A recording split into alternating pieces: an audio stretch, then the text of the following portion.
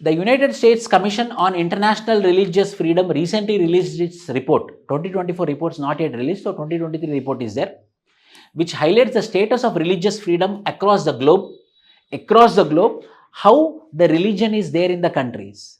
India was been recognized as high concern, country of particular concern. Means what does it mean? This United States country, not United Nation, it is what?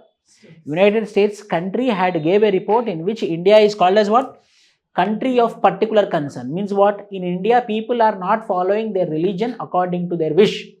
There is some force which is controlling their religion, mainly BJP government.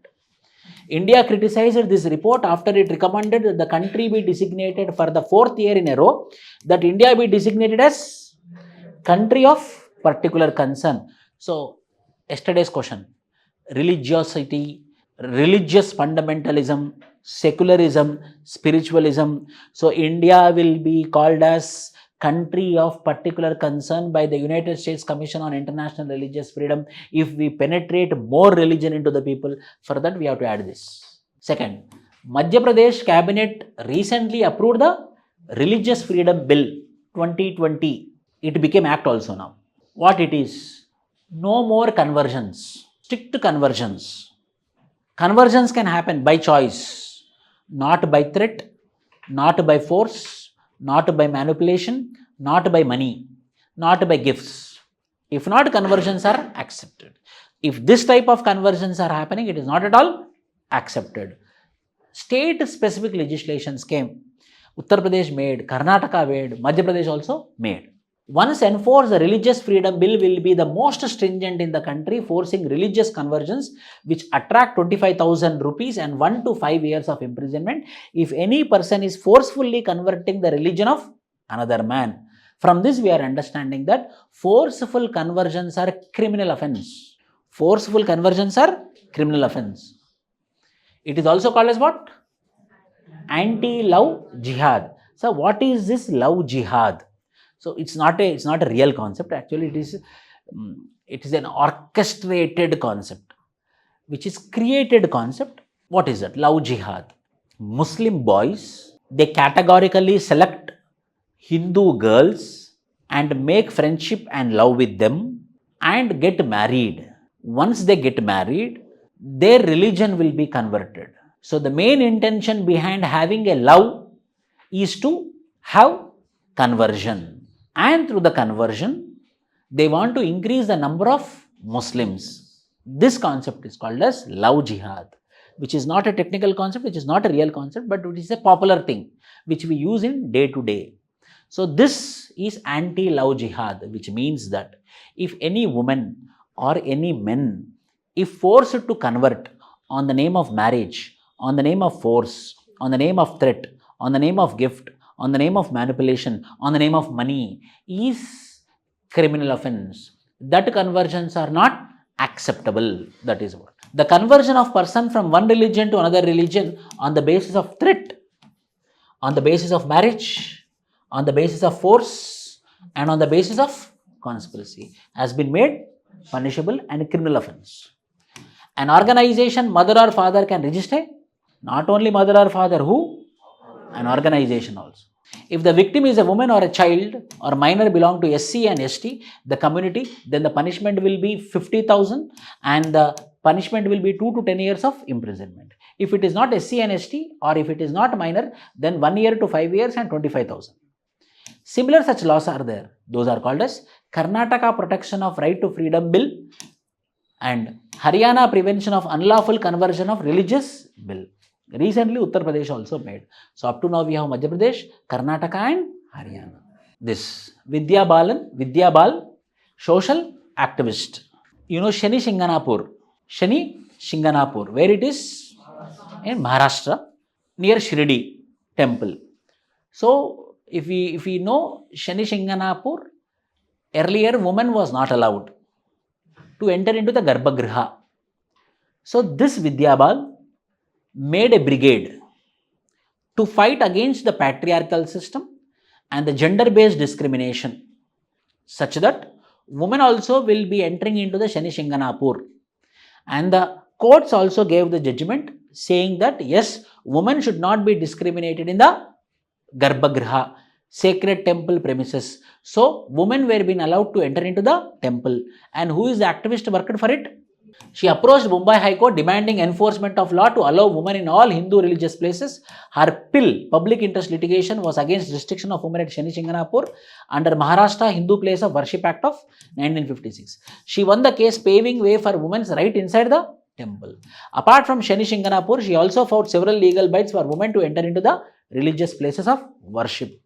Accordingly, we have to use why. Next, another concept will come, which is called as essential religious practices. What are essential religious practices? So here what happened in this particular case, the Shani Shinganapur Temple Board Trust, they told that women should not be allowed into the Garbhagriha. It is essential religious practice of Shani Shinganapur. But the Supreme Court, High Court, Mumbai High Court told, no, it is not the essential religious practice. So how this essential religious practice concept came into evolution, I will tell you. There is a case called as Shirur Mutt case in 1954. In 1954, the Supreme Court in the Shirur Mutt case, religion will cover all rituals and practices integral to a religion. The test to determine what is integral to a religion is called as essential religious practices. For every religion, there will be essential religious practices. For every religion, there will be essential religious practices. Like what? For example, Kirpan. A Sikh will be having a what? Kirpan. He will be having a comb, he will be having a knife, he will be having a pagadi, he will be having a turban. These are called as religious essential practices. So, Supreme Court of India in 1954 itself told that there are some essential religious practices which cannot be disturbed, which will not be disturbed. Those are called as essential religious. What constitutes the essential part of religion is to be determined with reference to doctrines of that religion itself. So you understood one thing.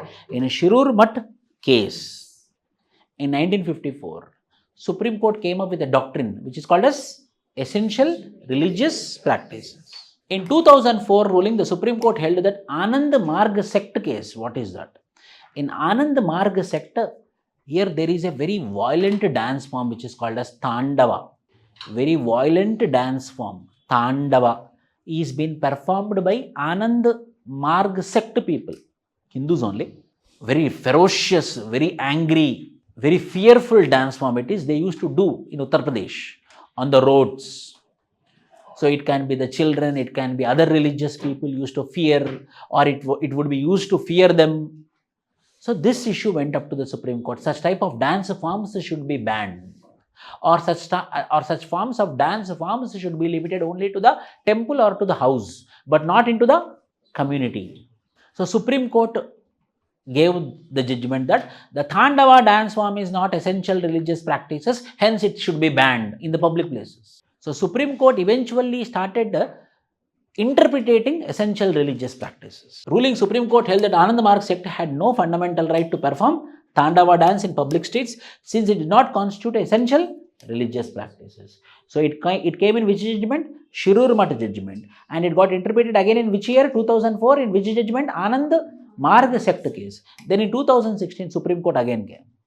And Supreme Court, one person who was having a dadi, beard, was being removed from the Indian Air Force. Beard, mainly Muslim man. He was having dadi. So he was removed. Then he went to Supreme Court. It is my religious practice. I am using my dadi, my beard. Why you people removed me? Then Supreme Court told that having beard is not essential religious practice. You have to follow the rules and regulations of Indian Air Force. And I am interpreting that it is not the essential religious practice of Islam. Hence, you will be removed from the job. But the same Supreme Court again they told that the beard for Sikhs is essential religious practice. They can continue in Air Force by having dadi. The Supreme Court upheld the discharge of Muslim women, airmen from the Indian Air Force for keeping a beard, distinguishing the case from that of Sikhs who are allowed to keep a beard. Means the essential religious practices were being subjected to interpretation of Supreme Court. Then what happened? The court held that keeping a beard was not an essential part of Islamic practices. Then Amna bint Bashir case was a CBSE. In 2016, Amna bint Bashir case versus CBSE. What is this case? Wearing a hijab. Wearing a hijab. So women used to wear the hijab into the public places or into the educational institutions. So a direction was been given that hijab should not be worn in the exam center. Hijab should not be worn in exam center. There is a chance of doubt. There is a chance of doubt and there is a chance of misconduct also. So hence hijab should be removed. Then this lady who is called as Amna bint Bashir went to the court. And in that court, the Supreme Court told that hijab is also not essential religious practice.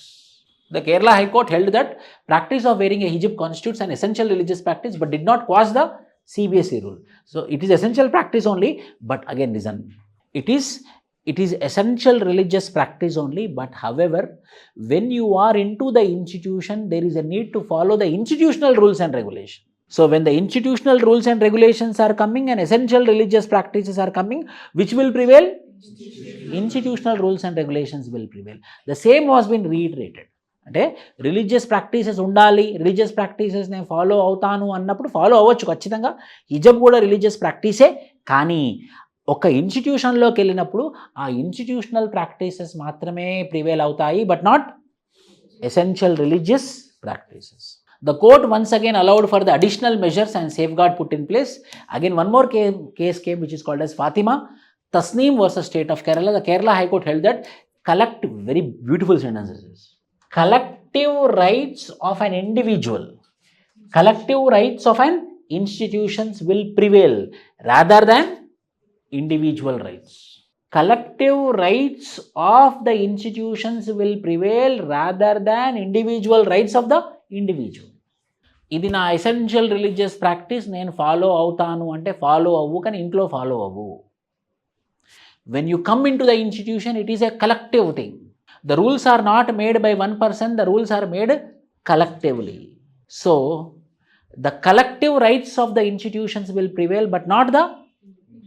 Last 2 years, there was, again the issue was happening with respect to hijab.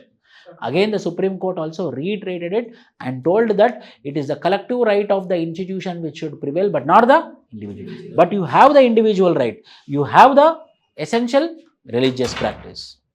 Essential religious practice. So yes, essential religious practices are there. Essential religious practices can be followed, but at which level? Individual level.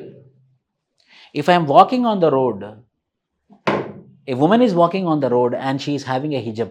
A person came and removed the hijab. It is complete violation of fundamental right. Why? Because individual right will prevail in public place. But the same person, if he is coming into the institution, then institutional collective rights will be prevailing, but not the individual rights. The court upheld the order of the school that refused to allow the headscarf among students. Then some legislations came. What is a very big problem which we are noticing is when these witches, sorcerers were being killed. So believing that these people are doing sorcery, witchcraft, believing that they are doing black magic, they were being killed by the people. When they were being killed by the people, who? Sorcerers and witches.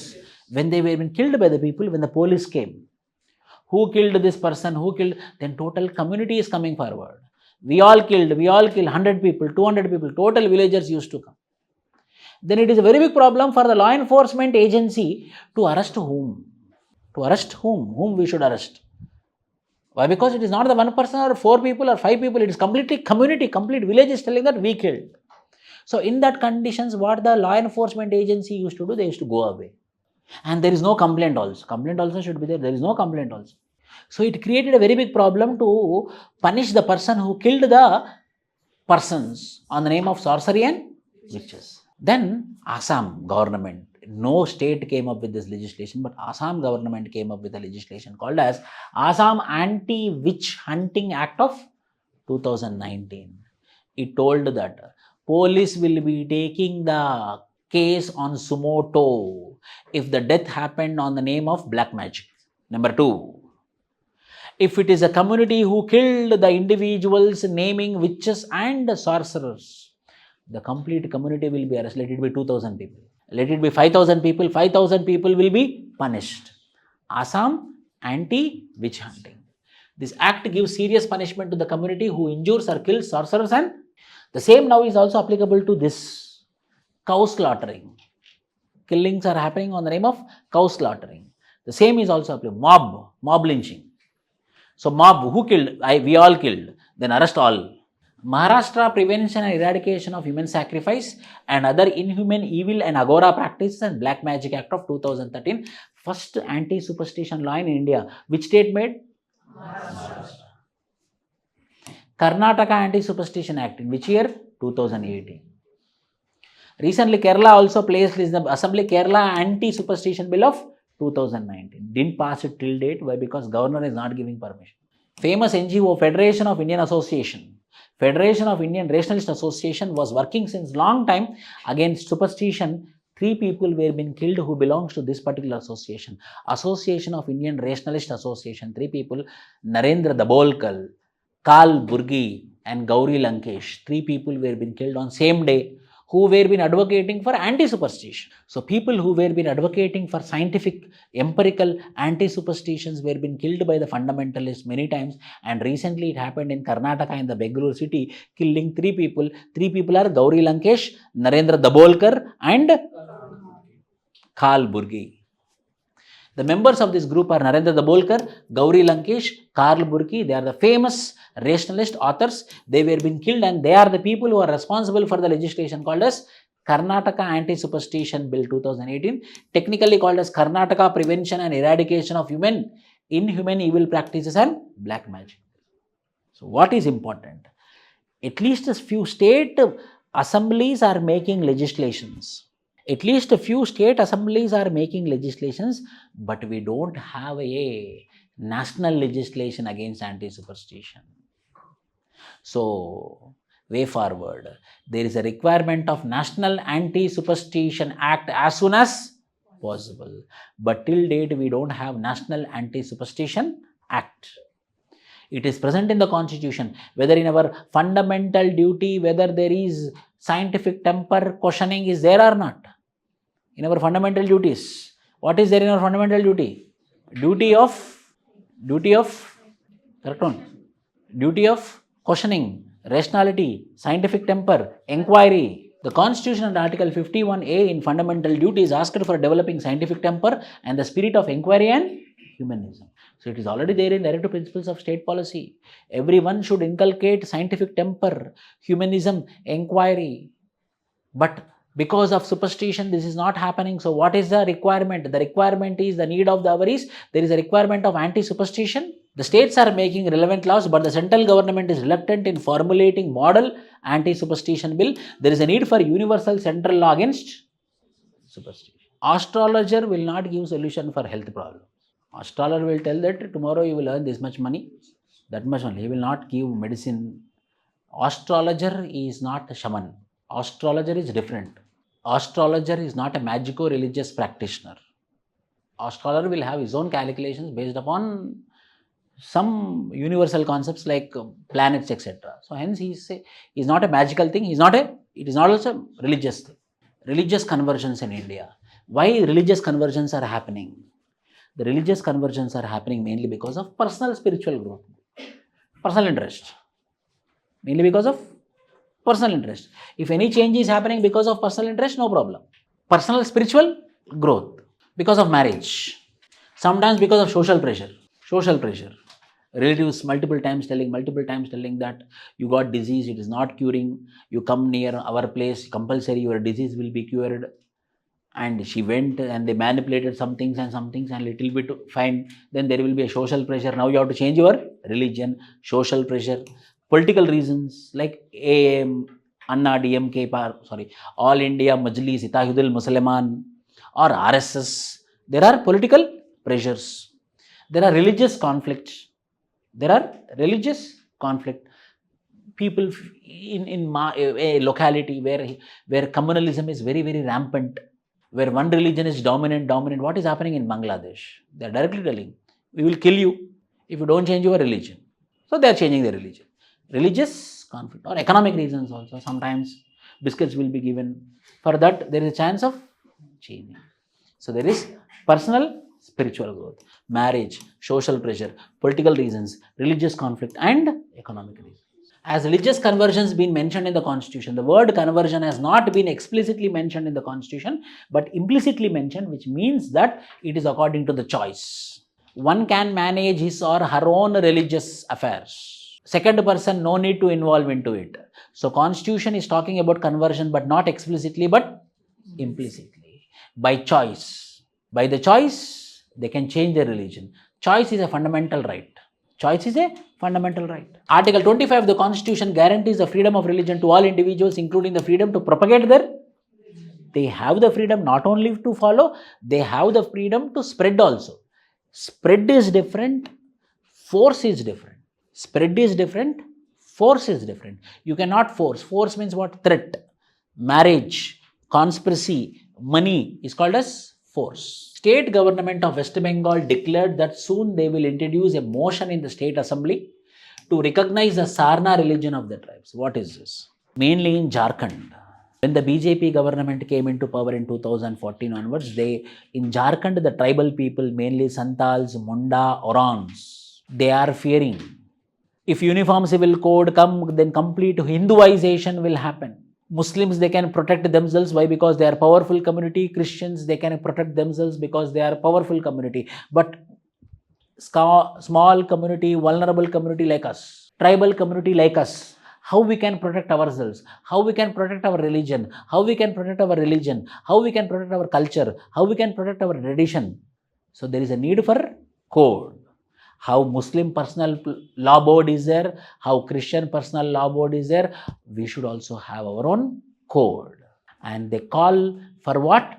Sarna code. What is a Sarna code? How there is Hindu code, how there is Muslim code, how there is Christian code. Similarly, there will be a code for Jharkhand tribal people, mainly Santals, Oran and Munda, which is called as Sarna code, on the religion called as Sarnaism.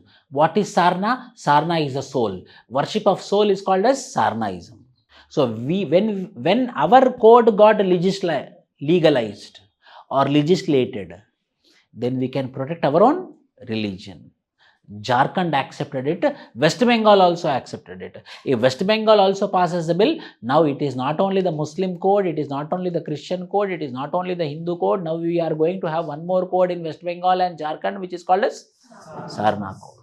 The same thing. Based on worship of Sarna, the sacred grooves, National Commission for ST has suggested Sarna religion be accorded independent category.